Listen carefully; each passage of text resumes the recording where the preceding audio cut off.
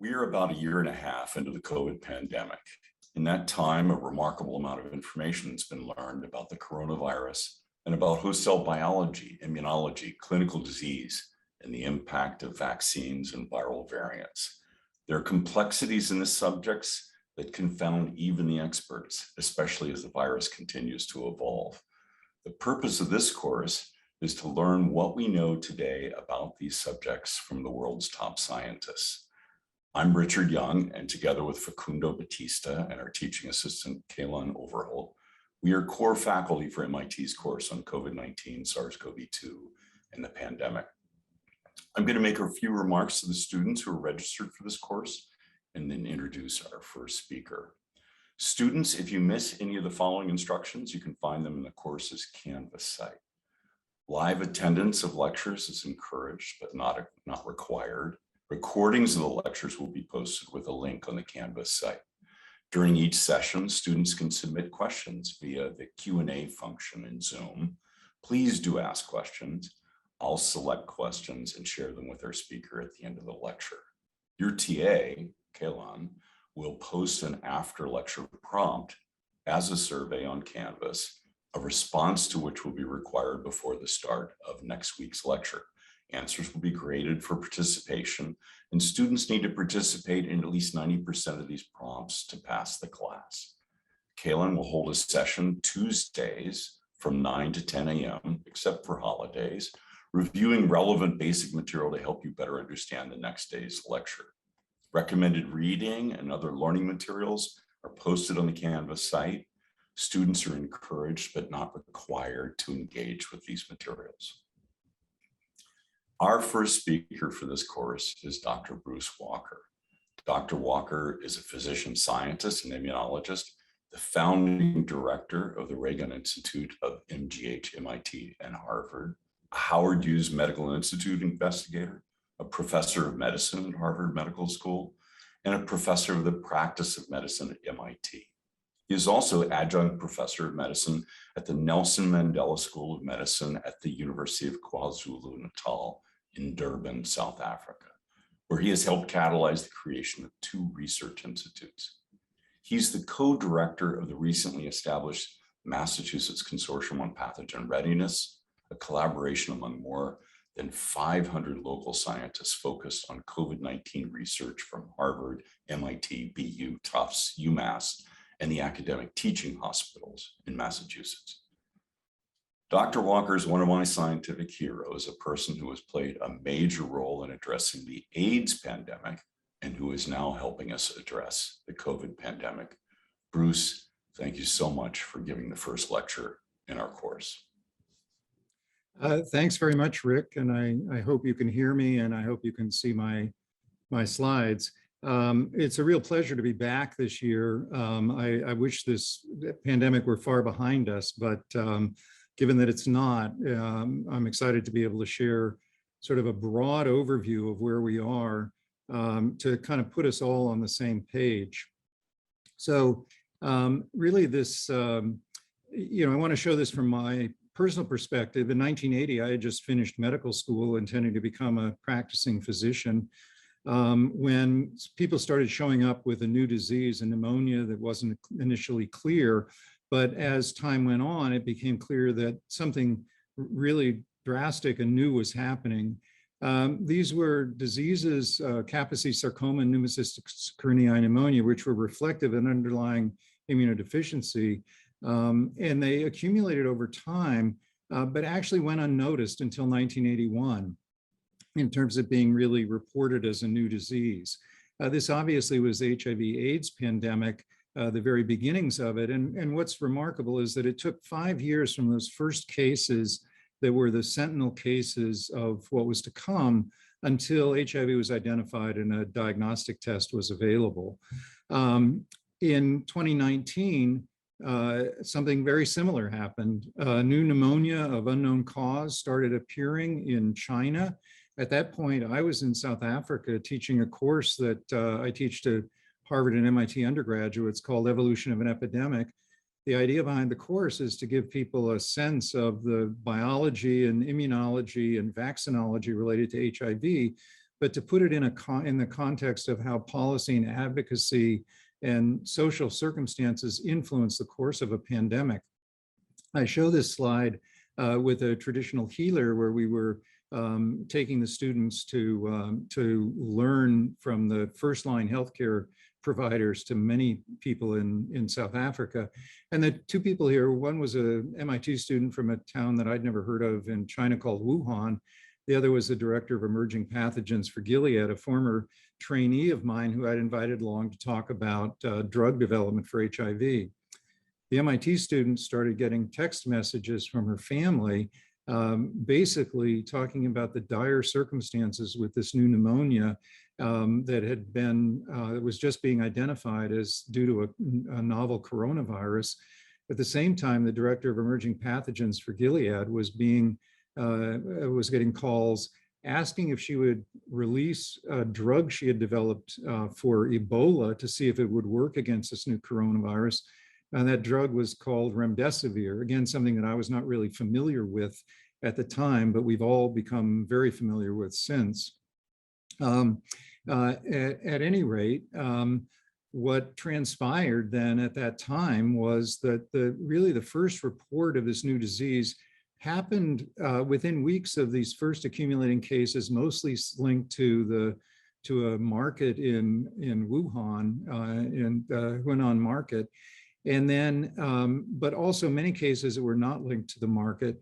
And what's remarkable is that rather than 5 years from the first cases appearing until the etiologic agent was identified and a diagnostic test was available, this all transpired in 5 weeks, which is just an incredible tribute to the advances made by the scientific community over the last 40 years, and really allowed then for, because of the release of the information to the world, including the genetic sequence of the virus, allowed a global effort to start really immediately to combat this, what emerged as a small epidemic and turned into a global pandemic.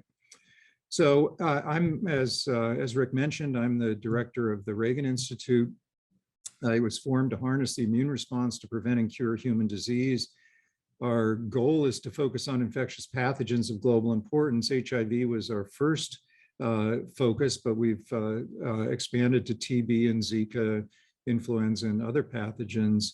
Our strategy is cross-disciplinary collaboration coupled with flexible funding to really draw scientists and put all of scientific knowledge, bring it all to bear to deal with major challenges. And we're embedded in this incredible research ecosystem here in Cambridge. So we decided that this was something we needed to get immediately involved in, and have been ever since. The course of these two pandemics is quite distinctly different. And what I'd like to do is share with you what's happened since those first days of the SARS-CoV-2 emergence. What's mostly remarkable is that it's been 40 years, there's still no vaccine for HIV, but in less than 2 years, we now have multiple vaccines for SARS-CoV-2. So let's start out by addressing where the pandemic started and then move on to talk about how it causes disease and treatment and vaccine aspects. So we really still don't know precisely where the pandemic began. What the sense is that there was an animal reservoir initially. The closest relative to SARS-CoV-2 comes from a bat, and bats are really reservoirs for many different coronaviruses. There's a suggestion that pangolins may have served as an intermediate host, or there may have been other intermediate hosts. What's missing is clear demonstration of an animal in which a closely related pathogen has been identified. There has also been a lot of speculation about whether this could have been a laboratory accident, either with a naturally occurring virus or through some other mechanism. Really, we may never actually know the answer to that. At any rate, it's a beta coronavirus that is the etiologic agent, and the disease it causes is called COVID-19 disease. It's a 30 kilobase RNA virus, about 3 times as much genetic information as HIV contains. And it has this outer spike protein, which is a major target for the immune response and is similar to the spike protein on some earlier pathogenic coronaviruses that have gotten into humans, namely SARS, which emerged in 2003, caused 8,000 cases spreading largely from China to Canada, but was interrupted then at that point, had a high case fatality rate with 11% of people dying, but a relatively low transmissibility. MERS similar, and also contained with a higher fatality rate. And along comes SARS-CoV-2, 220 million infections thus far globally. Fortunately, a much lower case fatality rate, but much higher transmissibility. And in fact, the new variants that we'll talk about have even higher transmissibility. And in terms of these case fatality rates, if you look country by country, there's actually a range in terms of case fatality. And these are really data that will continue to evolve as more data come in, and really are also dependent upon how good the underlying surveillance is to know what the denominator is in terms of numbers of people infected. But you can see here as high as 7.7% case fatality rates in Mexico. Why did SARS-CoV-2 spread so effectively? I think if we compare this to influenza and SARS-CoV-1, you get a pretty clear indication. With influenza and SARS-CoV-1, symptoms, the peak transmission actually happens during the symptomatic phase of infection.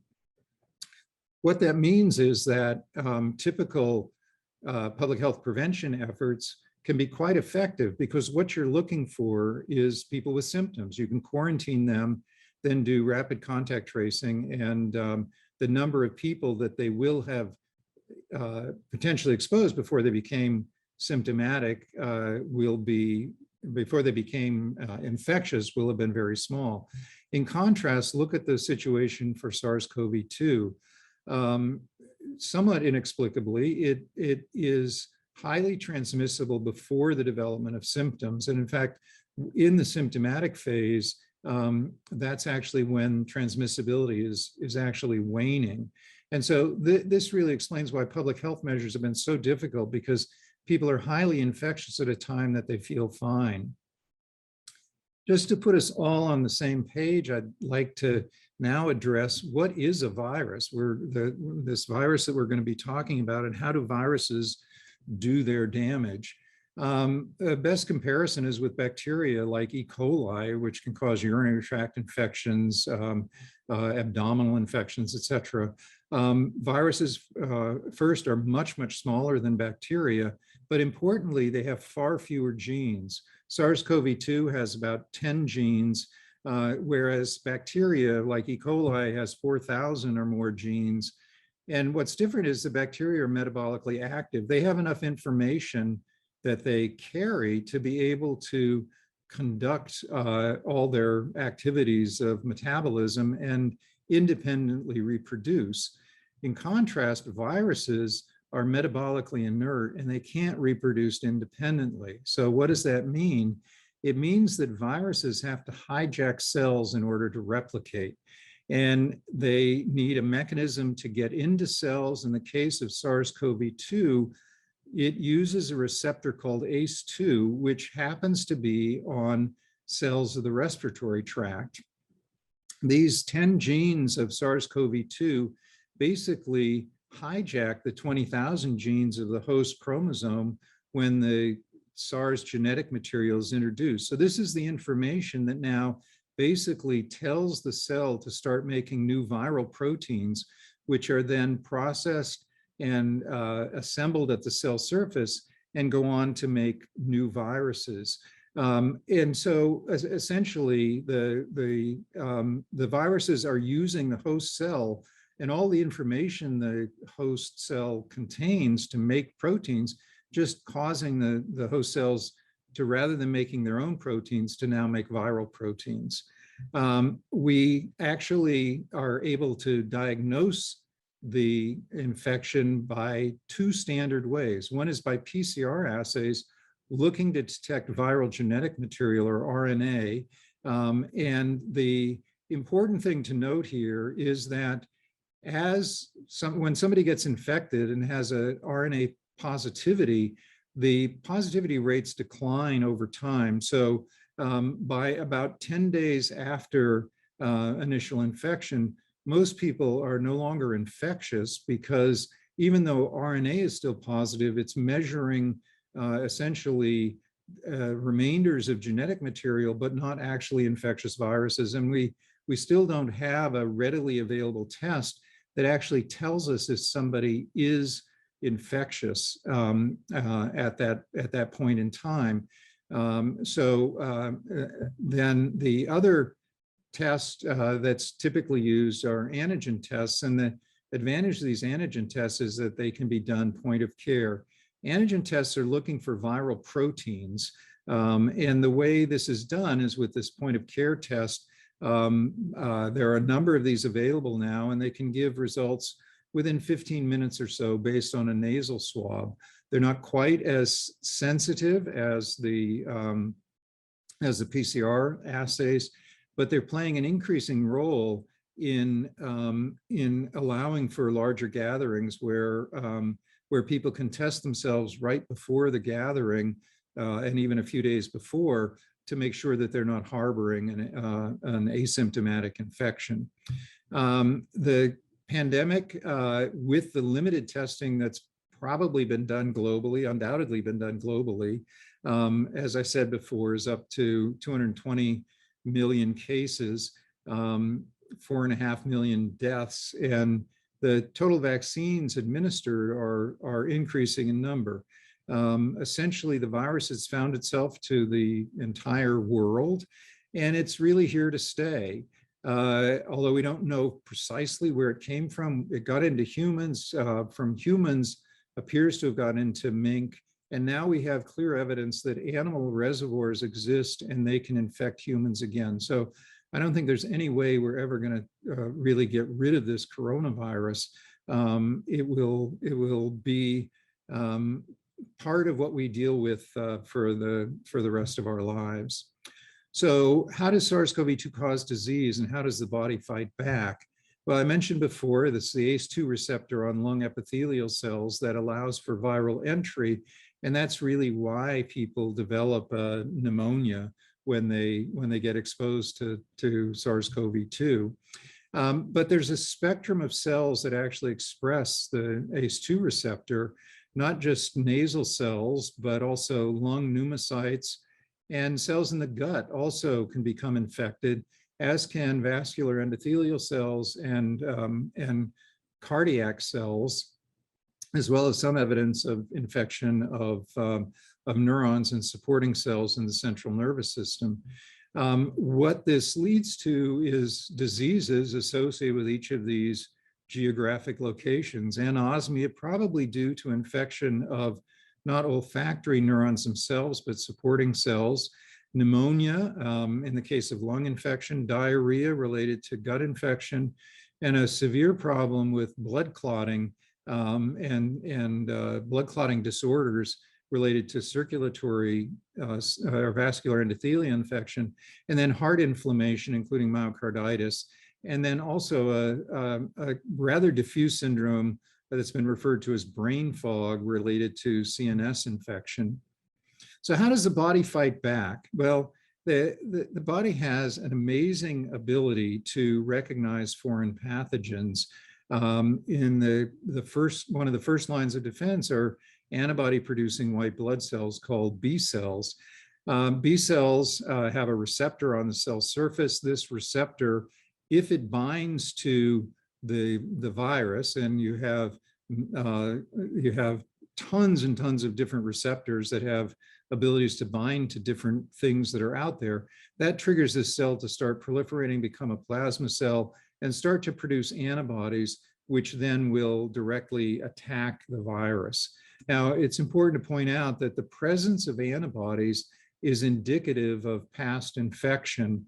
And that's a way that we use to determine whether somebody has been exposed to the virus in the past. It's also how we determine whether somebody who's had a vaccination has actually had a take to that vaccination.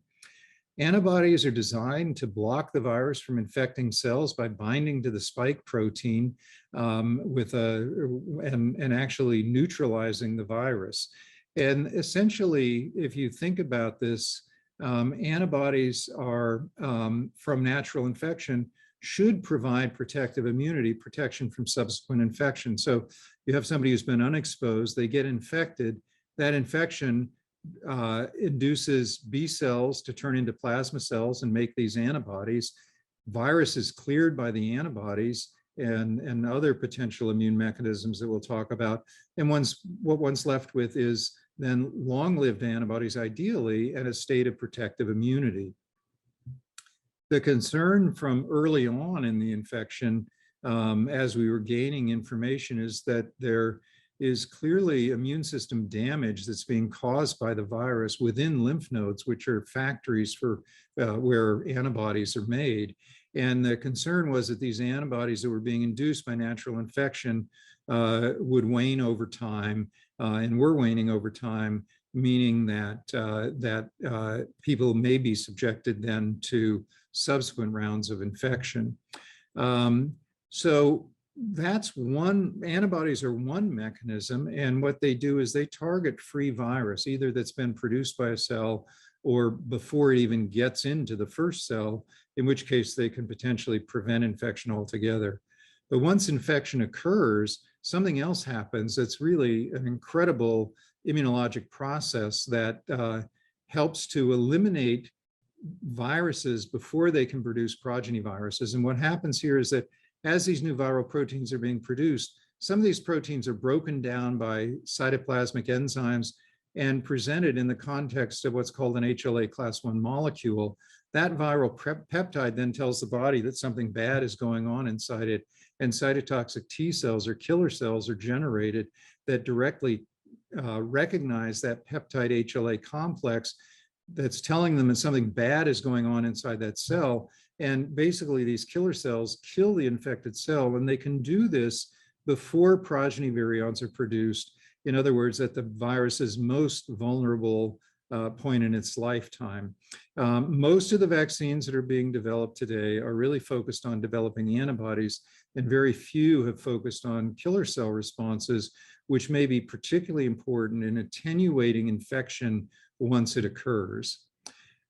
The immune system, the immune response to COVID-19 is complicated, though, and I think you can characterize it as both friend and foe. In the early stages, there's an antiviral immune response that's really helping to eliminate virus.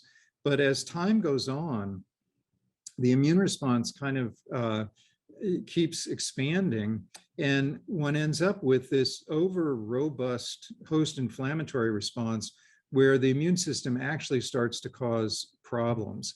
And the way it does that is by inducing what has been called a cytokine storm. Killer cells recognize an infected cell, they start to produce cytokines. These infected cells also produce cytokines that activate macrophages and other cells.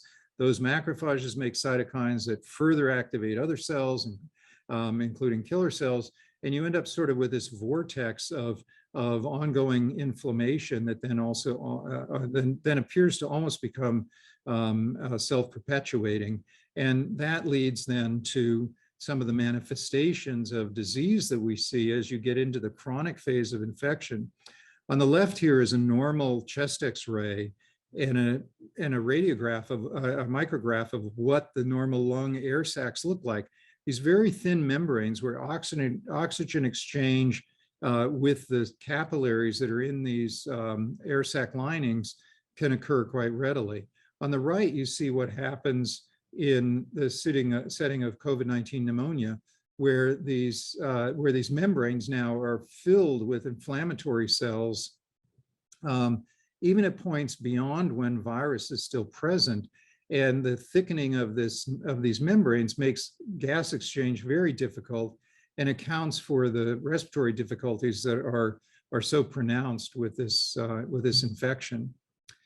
So let's move on now to talk a little bit more about how we go about treating this infection. And I'll make one comment here, and that is that, I said in the beginning with the HIV pandemic, there were 40 years in, we've had multiple vaccine trials, including one that just completed a week or two ago, that have failed. So 40 years in, we still don't have a vaccine. A lot of that is due to the fact that HIV is probably the most difficult pathogen we've ever encountered in terms of trying to make a vaccine. But we've been able to have a huge impact on the HIV pandemic through treatment. And actually, people who have access to treatment have now basically the expectation for a relatively normal life, where virus is held completely in check. They're not cured, but it's held in check.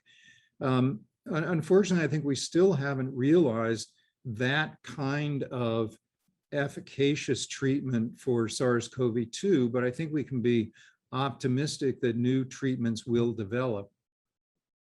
So how do you think about trying to make new therapies for a new virus?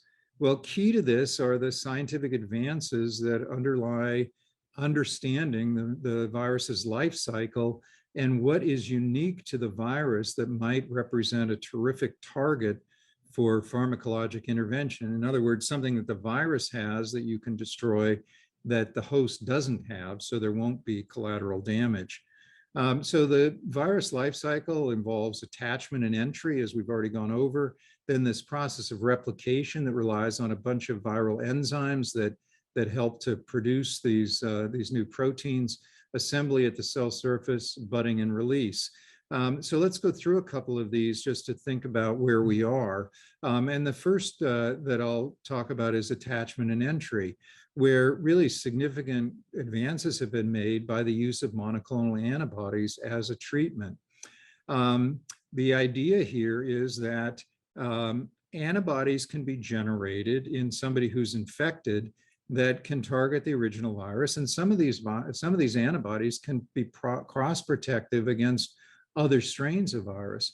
Well, what one can do then is one can take an infected individual and after they've recovered, sample antibodies, looking for antibodies that are highly potent against the wild type strain of virus and even early mutants that are arising or that may be anticipated to arise, and then clone these monoclonal antibodies, produce them in large quantities, infuse them back into people, and then generate a state of immunity or an adaptive immune response, antibody response, that you can give to somebody who's just been exposed or just become infected with SARS-CoV-2.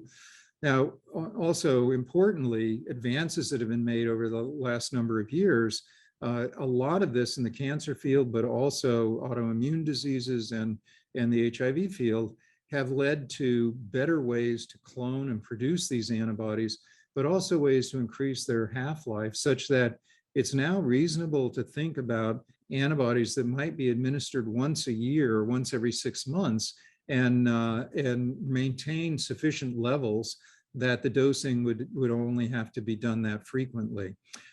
So this is something for which antibodies have been made against SARS-CoV-2. They've been commercially developed. They're expensive and cumbersome to give, but this is an area that will continue to mature. And in fact, just in the last week or so, there's a new paper out showing that, in fact, there are now antibodies that seem to be broadly cross-reactive against many different coronaviruses, not just SARS-CoV-2, but other families of coronaviruses, which is really encouraging news. Another critical step that's unique to viruses is this replication cycle, which utilizes enzymes such as an RNA-dependent RNA polymerase that's unique to SARS-CoV-2, presenting a target potentially for for drug development, and it's targeting viral enzymes that have played the major role in the initial attempts to actually intervene pharmacologically with HIV infection. So there are a lot of things that are in development right now, none that really are licensed yet, but I think is an area too you'll hear about in progress being made in this in the rest of this course. So we've talked about the antivirals that may impact damage done by the virus. Damage done by the host can be modulated by immune modulators, where basically information from patients and how the disease course is running have given us real insights. And this largely relates to trying to interrupt these cytokine storm that is associated with this infection. Dexamethasone, a steroid, has been shown to have an effect in early cases of SARS-CoV-2, and there are other inhibitory antibodies that likewise block this cytokine storm. You can also treat the diseases that are associated with SARS-CoV-2 infection, like putting people with pneumonia on ventilators and hydrating people with diarrhea, using blood thinners to counter the blood clots, and immune suppression to deal with things like the heart inflammation. And as time has gone on, we've gotten much better at dealing with the ancillary problems that go along with, or diseases that go along with SARS-CoV-2, and that has made a big difference in survival. Finally, for the last part of this talk, what I'd like to do is talk about the prospects for vaccines. Again, just an incredible accomplishment of the scientific community to, within a year, develop 2 vaccines that were shown to be efficacious in large-scale clinical trials. Let's talk first about where we would be without a vaccine. People early on were hoping that we'd get to this place of herd immunity, either through people becoming infected from the pass of the virus through the community, or by vaccine-induced immunity. So if we consider how herd immunity works, here's an individual who's infected, and they're in a population where very few people have antibodies and are presumed to be protected from infection. The problem is that this person can readily encounter lots of people who are not who do not have antibodies and readily spread the virus to others. On the other hand, if lots of people already have immunity, then the likelihood of this one person encountering a person that is unprotected is much less. And originally we had thought that 70% might be sufficient, but as these viruses have evolved, and we'll go into this, they've become more transmissible. And really the notion of herd immunity becomes even more challenging to achieve, particularly as people who've been immunized actually also appear, although much less susceptible to infection, also to be able to be infected.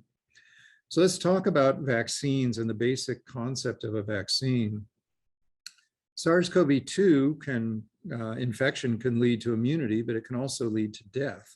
And so the idea is to somehow train the body to be able to recognize the pathogen, in this case SARS-CoV-2, without being subjected to the pathogenic effects of the virus. And the way this is done is by teaching the immune system to see the virus by only giving the immune system part of the virus to see.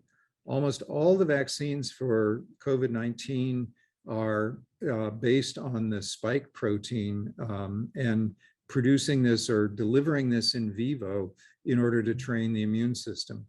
The idea is very simple.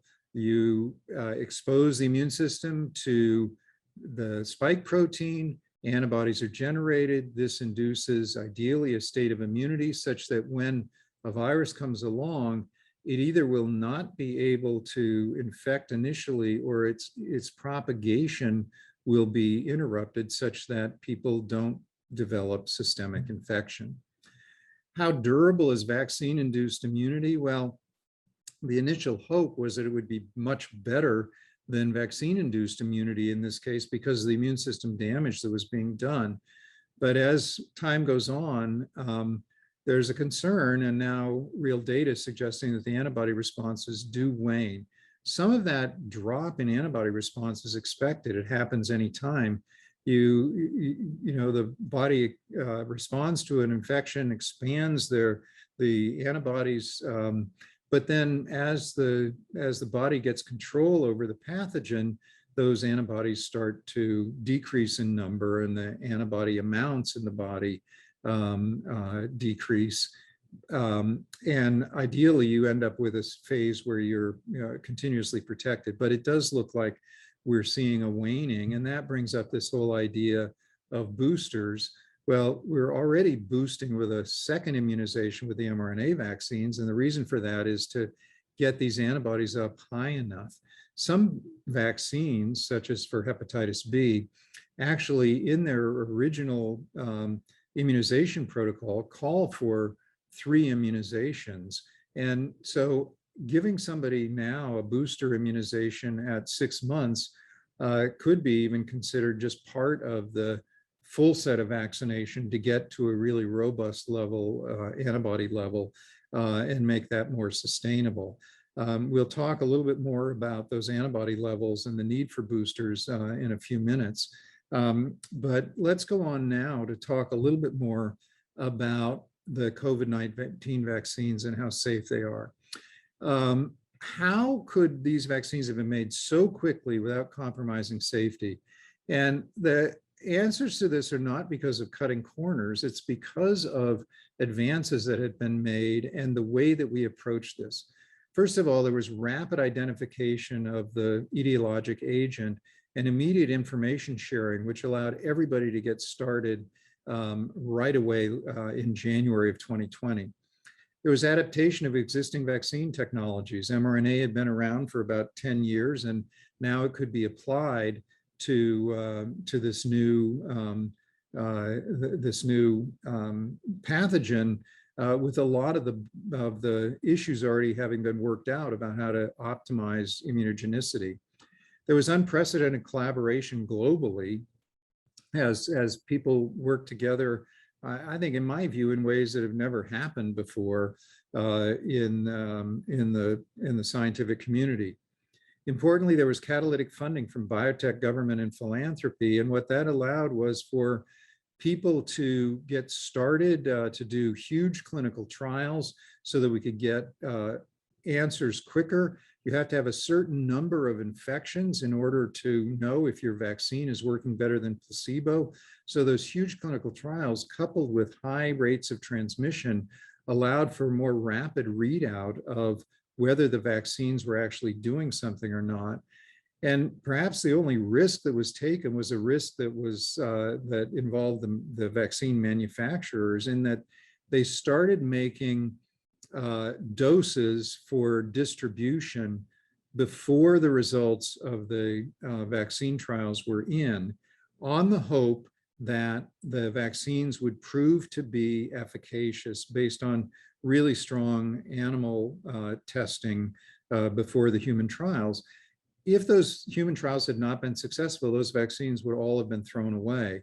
But in this case, it saved many, many months by having that manufacturing already started at the time that the human trials were started. So I think that the safety of these vaccines has been looked at. There certainly are some adverse reactions that have occurred, but that's in the setting of millions and millions and millions of people getting vaccines.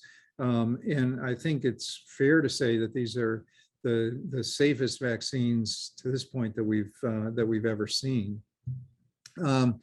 The vaccines for COVID fall into 4 different basic categories. One are genetic vaccines.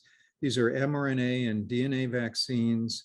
Another is inactivated viral vaccines, largely based on the cold virus and adenovirus, in which a piece of genetic material is spliced into the adenovirus that's not replication competent, but produces the spike protein once it gets into an individual. Providing just the protein of the virus with an adjuvant, an immune booster, is another approach. And then also, particularly in China and India, there have been a number of approaches that have been used, inactivated SARS-CoV-2, where the genetic material is disrupted, but the other components of the virus are still there to teach the immune response without having the virus be able to replicate. How do these vaccines work? mRNA vaccines are basically mRNA that makes spike protein that is put into a lipid nanoparticle. This is essentially just a little fat droplet that allows it to gain access to cells. The mRNA is then transcribed into the spike protein, and that spike protein then induces ideally protective antibodies in the recipient. This mRNA is rapidly destroyed and so doesn't pose an ongoing threat. Adenovirus vaccines, likewise, these are replication incompetent. They carry the spike gene and likewise make these proteins that induce protective antibodies. At this point, there are over 200 vaccines that are in development, and in the late stages of development, 53 are in safety testing, 43 are already in expanded safety trials, another 32 are in large-scale efficacy trials, 13 have been authorized or in early use, limited use globally, 8 have been approved at some place in the world for full use, and only 5 vaccines have been abandoned. So the success story here has really been dramatic. What vaccines are available in the US? It's basically Moderna, Pfizer, and Janssen, so in these categories. And the vaccine efficacy has been, in the early stages, really striking, with over 90% or around 90% for both for the mRNA vaccines, and the J&J vaccine less so, as well as the AstraZeneca vaccine. But at least in the case of the Janssen vaccine, that vaccine was actually being tested at the time in South Africa, when where the data come from, in part at a time when a variant had already arisen there, shown here, that had overtaken the other variants. So it was a very different population of viruses, and that really raises the question about how protective these vaccines are against the mutants as they arise, and raises the question about how worried we should be about mutations. How do these mutations start? Well, anytime the virus replicates, it has a chance to make mistakes. It has a little bit better proofreading capacity than HIV, but still allows for mistakes to be made.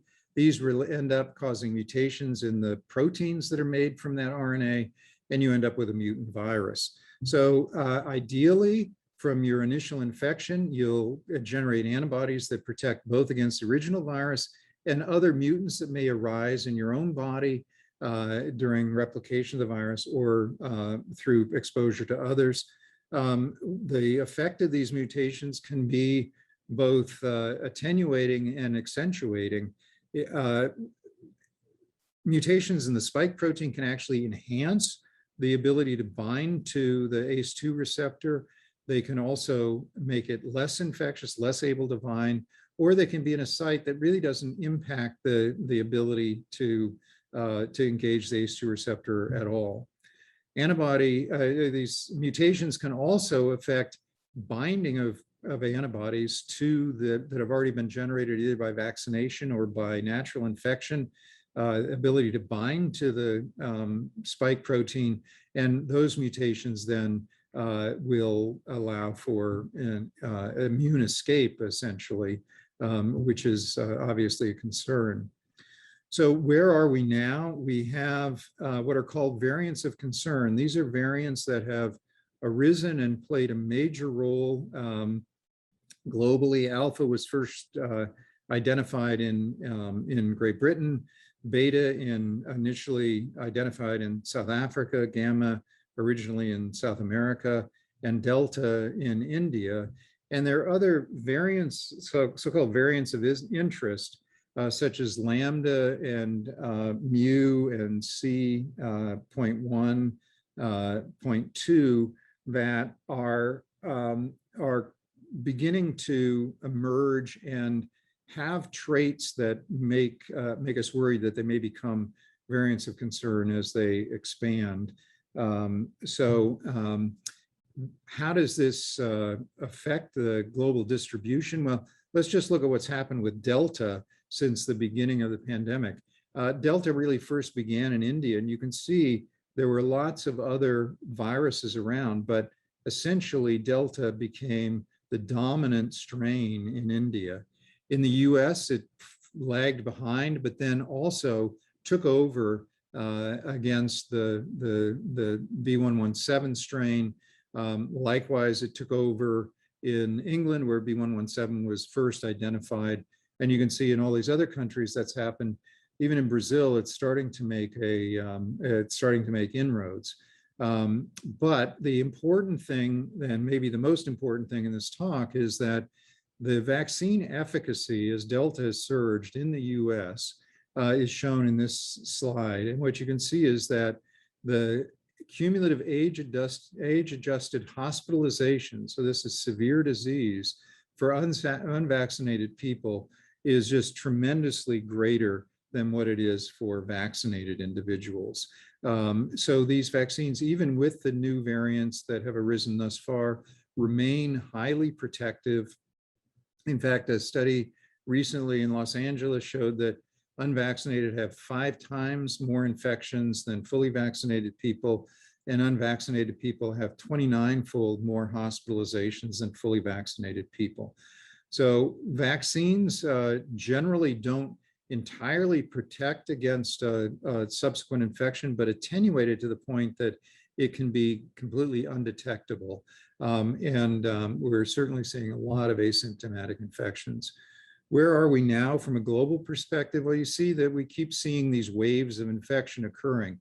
What remains really unclear is exactly what's accounting for the drop in infections. It doesn't appear to be entirely explained by herd immunity or by social behavioral changes, or by entirely by changes in the dominant variants. The deaths follow the weekly cases in terms of their peaks, and you can see that vaccinations are on the rise. Unfortunately, vaccination is very disproportionate, as you can see here, with Africa being largely still uninfluenced by the vaccines. There is a concern about future mutations that may arise, and we have ways to basically incorporate mutant viruses into vaccine strategies, immunize against the mutant strains, and even perhaps include antibodies as well as T cells in to provide even greater immunity.